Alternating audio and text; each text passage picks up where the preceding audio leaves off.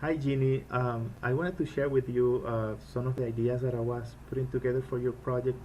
I know I mentioned in the phone conversation, I prefer to share them with you and give it to you instead of keeping them here, right? You might want to see a little bit of this and then my guide, your design. Um, Now, what the way that I approached this project was looking at more as if it was a remodeling project that I have an existing house and I look for areas of opportunity and then I try to improve them, right?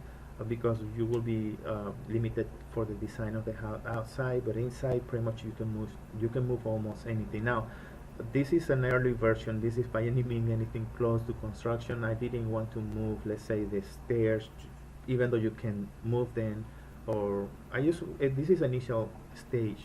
But what I did, I modeled the existing house, and then again looking for opportunities. I see that this design is pretty much along with the trends that I used in the 80s, in which the kitchen is pretty much hidden in the back. They didn't want to show the kitchen at that time. Nowadays, everybody is more open to see the kitchen and showcase even the features of the kitchen as a feature of the house.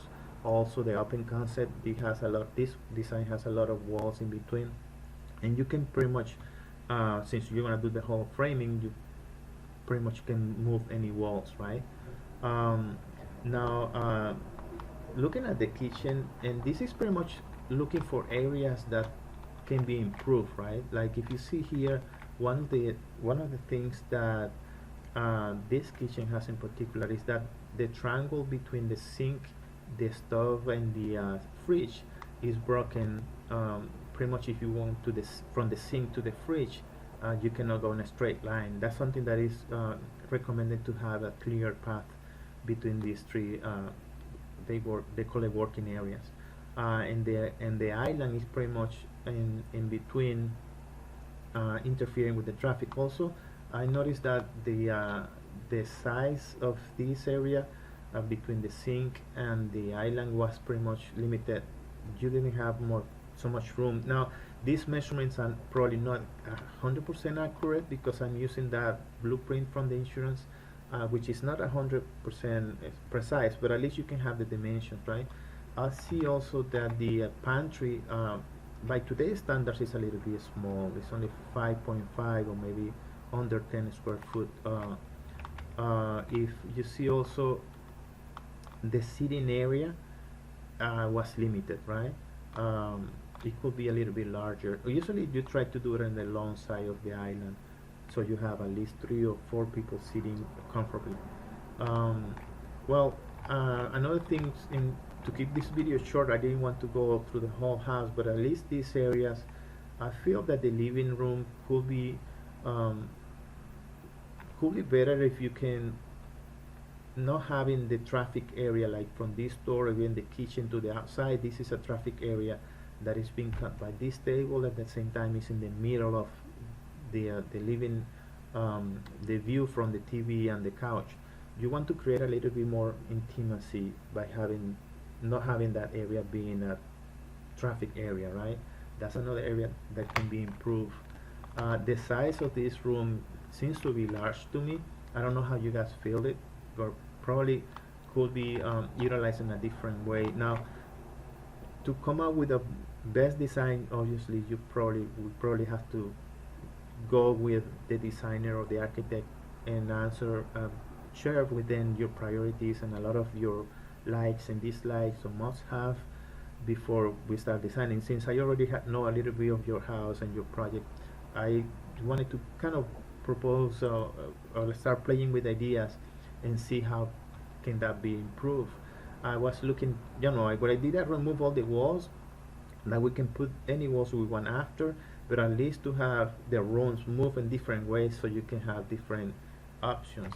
I noticed that if we put the kitchen in this corner and moving the patio from the corner all the way to the center of the house allows you to have a different dynamic, right? Like the living area could be in this side, and then you from the kitchen you can, kind of be more close to, or at least more open to the living area. So if you have a game going on or maybe a movie, you can still be in the kitchen and be, socially integrated with that still.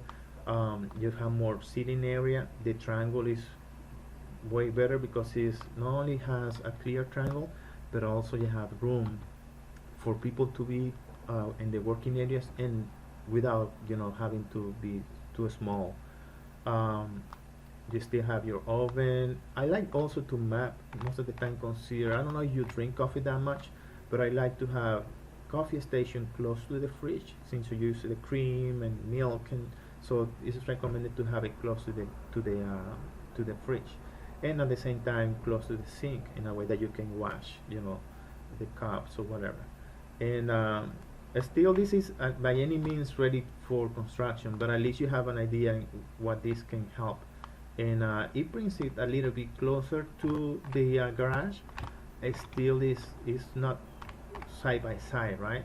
Now that was my first option. I was looking at another option. Oh, by the way, in this one you can also have more pantry. Like in the other was under 10, this is pretty much three times the size of, I mean, it was 5.5, this is probably more than 5 times the size of the pantry, which is pretty much more adequate, right? And this in the next option, I think I put in here the kitchen right side by side with the garage, so it's really close to the garage.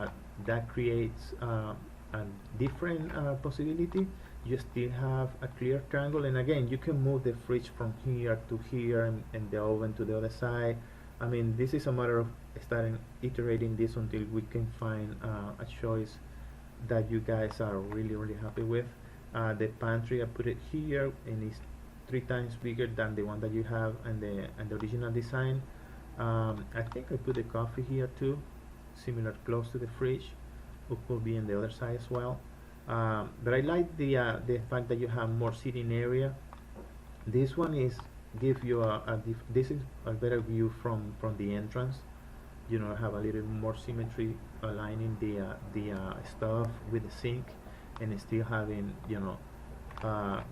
that connection to the living area. Now you see here the traffic area is behind the couch, so that create that intimacy and the living TV, and it still is close to the kitchen, right?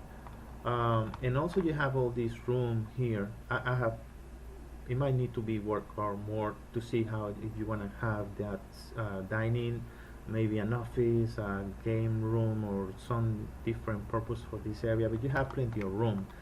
That is without moving the stairs, right?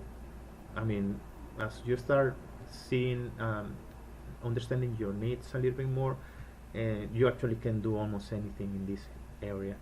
You can move pipes, you can move probably this bathroom is probably the one that I try to keep in the same place because of the toilet piping on the foundation.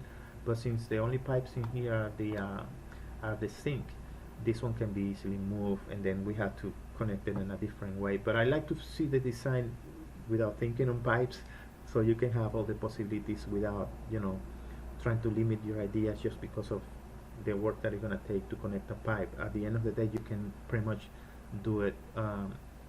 It's a matter of just figuring out what is the best way and the easiest way. Again, the pantry here is 15 square foot. It's like 3 times bigger than the one that you have right now.